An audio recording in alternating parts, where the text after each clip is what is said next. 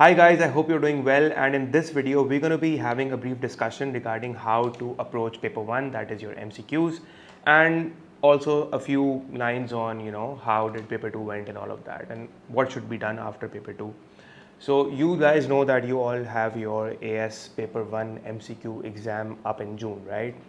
So you have 2 weeks for that.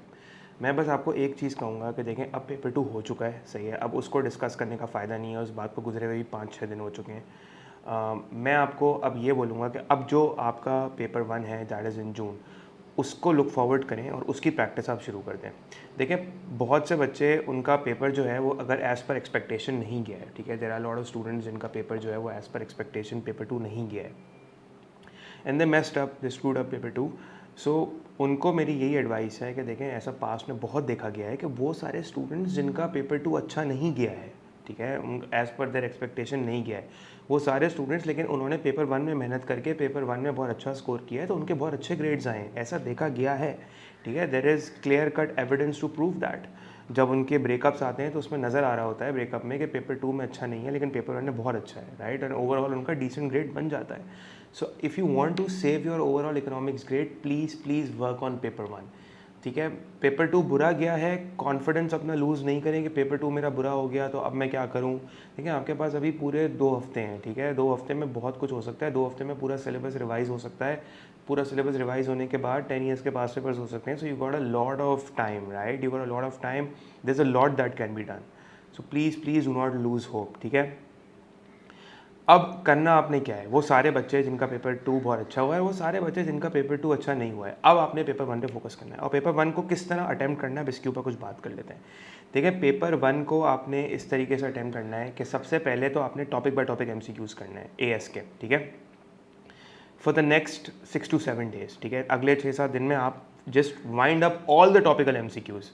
कुछ topics देखें हर attempt में टेस्ट हो रहे होते हैं, लेट्स जैसे माइक्रो में कंज्यूमर प्रोड्यूसर सरप्लस हो गया, राइट, गवर्नमेंट इंटरवेंशन के डायग्राम्स हो गए, इनडायरेक्ट टैक्सेस सब्सिडीज़, वो उसके डेड वेट लॉसेस पूछ लेता है या वो उसके changes in consumer producer surplus पूछ लेता है, demand supply, PPC, normative positive statements, ठीक है, डिसइक्विलिब्रियम, इक्विलिब्रियम के डायग्राम्स, राइट, ये सारे तो आपके टेस्ट हो ही रहे होते हैं। इसी तरह वो इलास्टिसिटी की कैलकुलेशंस, उनके इम्पैक्ट्स, चारों इलास्टिसिटीज़ अक्सर आ रही होती हैं। तो ये सारी वो चीज़ें हैं जो आपको पता होनी चाहिए। तो बेहतर है कि पहले ईयरली ना करें, पहले आप टॉपिकल MCQs करें। अगर टॉपिकल MCQs नहीं है आपको मार्केट से मिल जाएंगे या फिर आई थिंक ऑनलाइन भी PDFs वगैरह अब तो अवेलेबल हैं, तो I don't think so you need to buy them. बहुत सारे फेसबुक ग्रुप्स हैं जिसके ऊपर आपको MCQs किसी से आप मांगेंगे आपको टॉपिक बाय टॉपिक MCQs मिल जाएंगे, ठीक है। तो पहले तो आप टॉपिकल MCQs अटैम्प्ट करें सारे वेरिएंट से, खाली वेरिएंट 2 अटैम्प्ट नहीं करना, ठीक है। जब आप टॉपिकल MCQs इसी तरह मैक्रो में भी जैसे एक्सचेंज रेट हो गया, ADAS के डायग्राम्स हो गए, इन्फ्लेशन हो गया, इसी तरह इंटरनेशनल ट्रेड के अंदर जो ट्रेड प्रोटेक्शन के डायग्राम्स हैं वो बहुत कॉमनली टेस्ट हो रहे होते हैं, सही है। उसकी इम्पोर्ट्स किस हद तक रिड्यूस होंगी, impact on consumer producer plus क्या होगा, टैक्स रेवेन्यू कितना होगा टैरिफ से, तो इस तरह की चीज़ें ना काफ़ी टेस्ट हो रही होती हैं, सही। ये सारे वो टॉपिक्स हैं जो कॉमनली, आई होप मैंने सारी चीज़ें कब बता दी होंगे, शायद एक आध मुझे लग रहा है मैंने कोई मिस आउट किया, आप देख लीजिएगा। बट ये सब जो है ना टॉपिक्स आपके टेस्ट होते ही होते हैं यार MCQs के अंदर, बहुत से MCQs रिपीट हो रहे होते हैं। मेरी आपको यही एडवाइस है कि पहले अपने टॉपिक्स पक्के करें। अब फॉर एग्जांपल आप, क्योंकि देखें आपके एग्ज़ाम को हुए हुए ना अब 5-6 दिन हो चुके हैं, तो अभी तो फिर भी आपको थोड़ा बहुत याद होगा, लेकिन एक हफ्ते में ना आप भूल जाएंगे चीज़ें, आपको कॉन्सेप्ट याद नहीं होंगे, इट विल जस्ट वो निकल जाएगा दिमाग से। और ख़ास तौर पर वो स्टूडेंट्स जो एक्सेलरेटेड दे रहे थे उन्होंने तो फिर P4 की तैयारी की थी क्योंकि P4 था उनका। तो मैं मेरी आप और फिर it start, you students kind of start forgetting it, right. So what I would strongly advise you to do is that when you are attempting the topical papers there is a way to attempt it। आप पहले for example आपने consumer produce surplus का अगर topical papers attempt करने हैं तो पहले आप ना जरा 1-1.5 घंटा बैठ के, फॉर एग्जांपल ये आपके लेट सपोज ये रजिस्टर है, ठीक है, अब इस रजिस्टर में आपने कंज्यूमर सरप्लस प्रोड्यूस सरप्लस खोला और इसको बैठ के ना आपने बोला यार ये 3-4 पेजेस का व्हाटएवर जैसे भी आपने नोट्स बनाए होंगे, ज़रूरी नहीं है कि आप डिटेल नोट्स पढ़ें, ठीक है। मैं अगर होता तो मैं डिटेल नोट्स बैठ के नहीं पढ़ रहा होता अभी, क्योंकि अब टाइम नहीं है दोबारा मैं डिटेल नोट्स, मैं कंडेंस नोट उठाता बिकॉज मैंने जो रिवाइज बनाए हुए होते हैं अपने टीचर्स के लेक्चर्स सुन के, देख के, क्लासरूम के, उनको मैं बैठ के जो कंडेंस्ड होते हैं ना, मेरा जो रिवाइज्ड नोट्स होते हैं एग्जाम से 1-2 दिन पहले पढ़ने वाले, जिसमें सारे कॉन्सेप्ट्स हों, मैं उनको बैठ के पढ़ना शुरू कर देता। तो मैं उनको बैठ के रिवाइज करने कंज्यूमर प्रोडक्ट सरप्लस रिवाइज किया, उसके बाद मैंने उसके टॉपिकल पेपर्स अटेम्प्ट करना शुरू कर दिए। ठीक है, इसी तरह मैंने फिर सपोज गवर्नमेंट इंटरवेंशन में टैक्सेस रिवाइज किया, फिर मैंने टैक्सेस के सवाल अटेम्प्ट करना शुरू कर दिया। इसी तरीके से मैं करूँगा, पहले कॉन्सेप्ट रिवाइज करूँगा, उसके बाद के टॉपिक बाय टॉपिक करूँगा।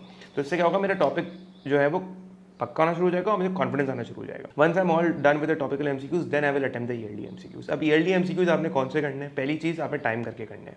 दूसरी चीज़, आपने 2016 से लेके जून 2016 से लेके अक्टूबर नवंबर 2021 and the Feb March 2022 paper, यहाँ तक के आपने सारे के सारे एमसीक्यूज अटेम्प्ट करने हैं। ठीक है, इंक्लूडिंग ऑल वेरिएंट्स, इंक्लूडिंग अक्टूबर नवंबर, यानी मई जून भी एंड अक्टूबर नवंबर भी, और सारे वेरिएंट्स भी। ठीक है, एक चीज़ आप जहन में रख लीजिएगा, जब एमसीक्यू अटेम्प्ट कर रहे होते हैं ना, जैसे आप अगर एमसीक्यू अटेम्प्ट कर रहे हैं, ठीक है, अब आपने बोला यार मेरे तो 30 में से लेट सपोज 22 आ गए मिसाल के तौर पे, अब 22 में से 5 एमसीक्यूज ऐसे हैं जो मुझे नहीं समझ आ रहे थे, बट मैंने बी मार्क कर दिया, मुझे लगा शायद यही होगा, और वो सही भी हो गया, तुक्के में लेट सपोज, उसको गलत ही ट्रीट करें आप। क्यों? क्योंकि आपको नहीं पता उसका आंसर, वो तो तुक्के में सही हो गया। अब अगर ज़रा सा भी एग्जाम में एमसीक्यू ट्विस्टेड आया तो फिर आप क्या करेंगे? तो तुक्के वाले एमसीक्यूज होंगे ना, वो आपको पता होने चाहिए, और एमसीक्यूज आपने इस तरह अटेम्प्ट करने होंगे कि जैसे अगर इसका आंसर ऑप्शन आप बी सेलेक्ट करो तो आपको 100% पता होना चाहिए कि बी क्यों है, और ए क्यों नहीं है, सी क्यों नहीं है, डी क्यों नहीं है। मतलब ए भी तो हो सकता था, बी ही क्यों है। अगर आपको ये समझ आ गया ना कि बी क्यों है, लेकिन ये भी पता होना चाहिए कि ए, सी और डी क्यों नहीं था, ये इंपॉर्टेंट है। ठीक है, ये बहुत इंपॉर्टेंट है कॉन्सेप्ट्स के लिए। एक चीज़ और आप मेरी समझ लें, बहुत इंपॉर्टेंट, बहुत से जो स्टूडेंट्स हैं उनको ये लगता है कि ओ लेवल इकोनॉमिक्स के एमसीक्यूज जो होते हैं ना वो इजी होते हैं। ठीक है, बच्चे एंड में पढ़ लेते हैं, इसको एग्जाम से 2-3 दिन पहले भी प्रैक्टिस करके देखा गया है कि बच्चे एज ले आते हैं। लेकिन एएस के एमसीक्यूज थोड़े से कॉम्प्लिकेटेड हैं, ठीक है, ट्रिकी हैं, टेक्निकल भी आ जाते हैं MCQs, even for concepts like production possibility curve and concepts like opportunity cost. वो आपसे अपॉर्चुनिटी कॉस्ट के टेक्निकल एमसीक्यूज पूछ लेता है कि इसमें अपॉर्चुनिटी कॉस्ट क्या होगी, क्या बेनिफिट्स फॉर गो हो रहे हैं, कॉन्सेप्चुअल अंडरस्टैंडिंग आपकी टेस्ट कर रहे होते हैं एग्जामिनर्स। तो फिर इसीलिए प्लीज़ एमसीक्यूज की प्रैक्टिस अच्छे से करें, एमसीक्यूज को इतना लीनियंट ना लें। ओ लेवल के एमसीक्यूज नहीं है ये, ठीक है। और जैसा कि मैंने आपको बताया गया, टॉपिक बाय टॉपिक एमसीक्यूज करें, फिर ईयरली एमसीक्यूज करें, और 2016 से 21 तक तो आपको नहीं करने ही करने। अगर ये आपने कर लिए तो फिर 2016 से पहले कर लें, 2013 से लेकर 16 तक कर लें, 12 से, और जितने करें कोई लिमिट नहीं है, मतलब जितने करें कम है, because the more the better, right, the more confident, the more the better and the more confident you are, that is the simple strategy that you should be following. इसके अलावा मैंने क्या स्ट्रैटेजी डिवाइस की है अपने subscribers के लिए, अपने फॉलोअर्स के लिए जो मेरे चैनल से आके सीखना चाहेंगे इकोनॉमिक्स, मैंने उनके लिए किया है कि यार मैं इंशाल्लाह मेरी पूरी कोशिश होगी कि मैं डेली पास्ट पेपर के सॉल्यूशंस जो हैं पेपर 1 के रोल आउट करूँ। एक मैंने प्लेलिस्ट बनाई हुई है एएस पास्ट पेपर सॉल्यूशंस की। मैं सोच रहा था कि P1 की अलग बना लूँ, क्योंकि उसके अंदर P2 के भी मैंने कुछ डाल दिए थे, ठीक है। तो मैं P1 की, मुझे बताना P1 की अलग बनाऊँ प्लेलिस्ट या नहीं, नीचे कमेंट्स में बता दो, तो मैं, अगर बच्चे कहते हैं अलग बना ले तो मैं अलग बना लूँगा, वरना उसी में मैं डाल दूँगा, थंबनेल से पता चल ही जाएगा वैसे भी आपको, ठीक है। तो पेपर 1 की इंशाल्लाह पूरी तैयारी, मेरी कोशिश है कि पेपर 1 के आपको डिटेल सॉल्यूशंस में रोल आउट करूँ ताकि आपको मैक्सिमम हेल्प हो सके। And I wish you all the best guys. कोई क्वेश्चन हो, कोई क्वेरी हो, इंस्टाग्राम का जो मेरा हैंडल है उसका लिंक डिस्क्रिप्शन में दिया हुआ है, मुझसे वहाँ पूछ सकते हैं। बहुत से बच्चे पूछते भी हैं, and I'm really grateful to you all for supporting me on Instagram and for supporting me on YouTube as well. Thank you so much, and I wish you all the best. I'll see you all around in the next video. Until then, take care.